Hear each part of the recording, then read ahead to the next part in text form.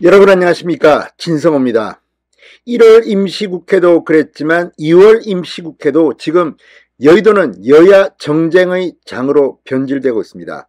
오늘 박홍건 민주당 원내대표가 교섭단체 연설을 했는데 3분의 2 정도를 윤석열 대통령을 맹비난하는데 할애했습니다. 검사들의 대장 노릇을 하고 있다며 이재명 대표 수사를 비난하는가 하면 김건희 여사에 대한 특검 이야기도 했습니다.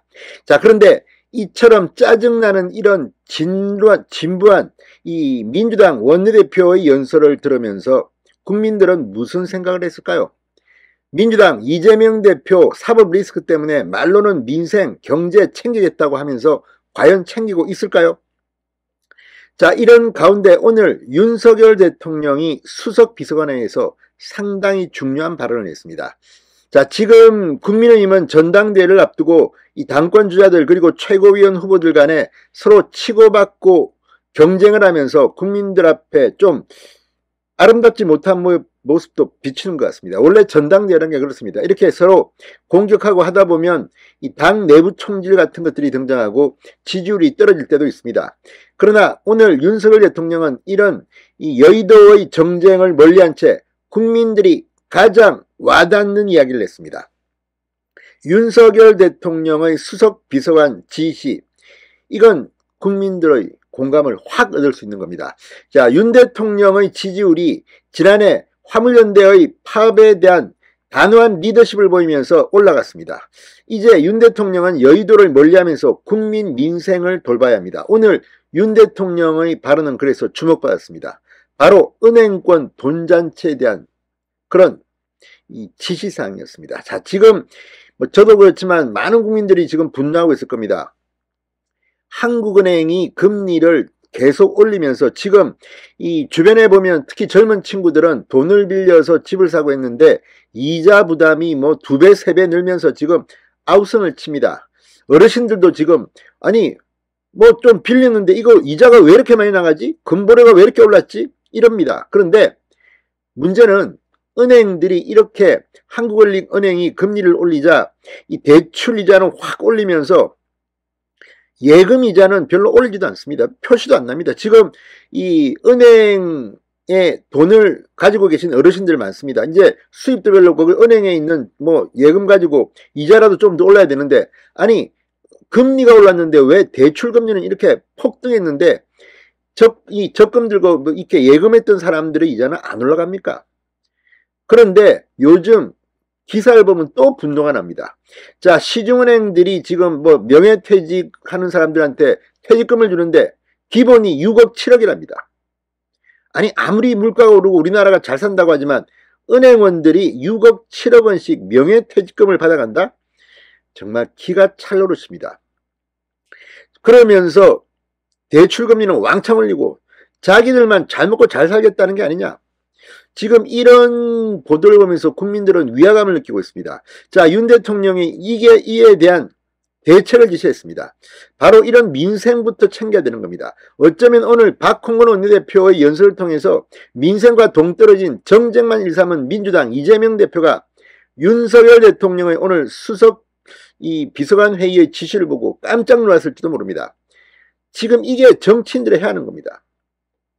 은행들은 그런데도 또 변명을 합니다. 그게 아니고 우리 잘하고 있는데 왜 잘하고 있다? 아니 국민 눈에 명예퇴직금을 6억 7억씩 받아가는 게 그리고 사상 최고의 이익을 내서 이렇게 돈잔치를 하면서 우리는 준비도 잘하고 있고 아무튼 지금 이게 은행들이 어떤 곳입니까?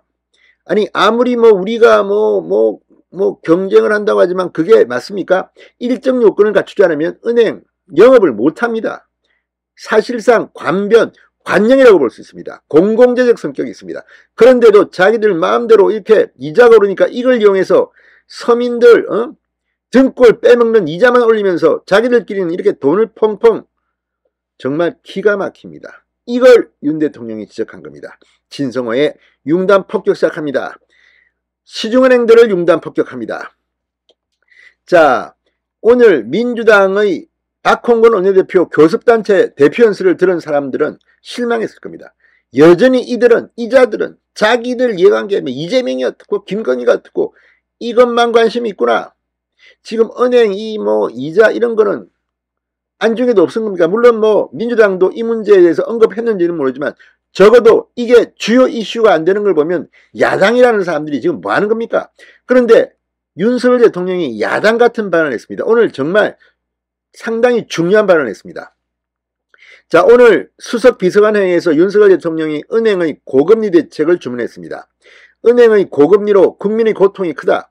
은행은 공공재적 성격이 있으므로 수익을 어려운 국민과 소상공인에게 상생금융 혜택으로 돌아갈 수 있도록 배려하고 시장 불안정성에 대비해 충당금을 튼튼하게 쌓는데 쓰는 것이 적합하다.